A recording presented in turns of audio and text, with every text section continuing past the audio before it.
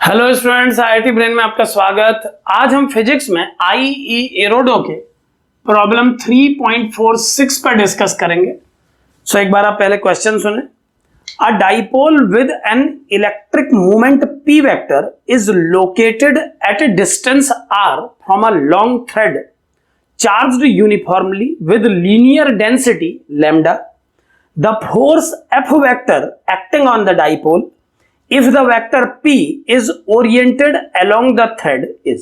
यानी क्या है प्रॉब्लम, एक बार आप समझें कि एक इनफाइनाइट थ्रेड में एक लॉन्ग थ्रेड बोला है तो आप ये समझ सकते हैं कि एक इनफाइनाइट थ्रेड है, इसमें लैम्डा डेंसिटी का चार्ज थ्रू आउट डिस्ट्रीब्यूटेड है और इस थ्रेड से r डिस्टेंस पर एक डाइपोल जिसका डाइपोल मूवमेंट p वेक्टर है प्लेस किया गया है और उसका ओरिएंटेशन जो p वेक्टर का ओरिएंटेशन है वो थ्रेड के अलोंग है।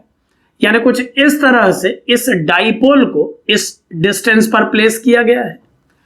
आपको इस थ्रेड के इलेक्ट्रिक फील्ड में इस डाइपोल पर लगने वाले फोर्स को कैलकुलेट करना है।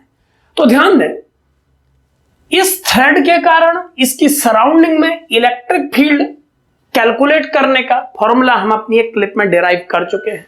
हम जानते हैं कि इस थ्रेड के कारण इस डाइपोल के प्लस और माइनस टर्मिनल पर इस थ्रेड के कारण जो इलेक्ट्रिक फील्ड डेवलप होगा उस इलेक्ट्रिक फील्ड को लिखा जा सकता है फॉर्मूले 2k लैम्डा अपॉन r के साथ।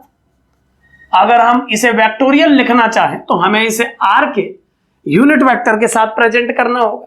सो इस थ्रेड के कारण इस डाइपोल के दोनों पॉइंट्स जहां प्लस और माइनस सिचुएटेड है इलेक्ट्रिक फील्ड वेक्टर को कुछ इस फॉर्मूले से दिया जाएगा।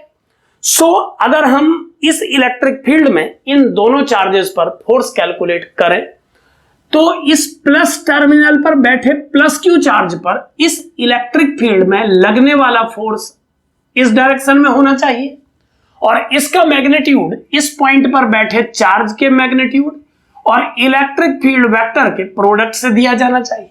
जबकि सेकेंड टर्मिनल पर बैठे माइनस चार्ज पर लगने वाले फोर्स को अपोजिट डायरेक्शन में Q इंटू ई वेक्टर से दिखाया जाना चाहिए, एक माइनस साइन लगा के। यहां पर आप समझें कि प्लस चार्ज पार्टिकल और माइनस चार्ज पार्टिकल के मैग्नीट्यूड चार्ज के एक जैसे हैं और इलेक्ट्रिक फील्ड स्ट्रेंथ भी दोनों पॉइंट पर बिल्कुल बराबर है। लेकिन एक चार्ज पार्टिकल के प्लस और एक के माइनस होने के कारण एक पर लगने वाला फोर्स QE वेक्टर है जबकि दूसरे पर लगने वाला फोर्स माइनस QE वेक्टर है। सो दोनों चार्जेस के इस सिस्टम यानी इस डाइपोल पर लगने वाले नेट फोर्स को हम लिख सकते हैं F vector equal to QE vector minus QE vector. और अगर आप इसे सॉल्व करें तो जो फाइनल आउटकम आएगा वो होना चाहिए एक नल वेक्टर के इक्विवेलेंट। यानी इस डाइपोल पर इस थ्रेड के कारण कोई फोर्स डेवलप नहीं होगा। यहां पर यह बात ध्यान देने योग्य है कि इस थ्रेड के कारण इस डाइपोल के प्लस और माइनस दोनों चार्जेस पर फोर्स लगे हैं और हम देख पा रहे हैं कि ये दोनों फोर्सेस मिल करके एक कपल भी क्रिएट कर रहे हैं।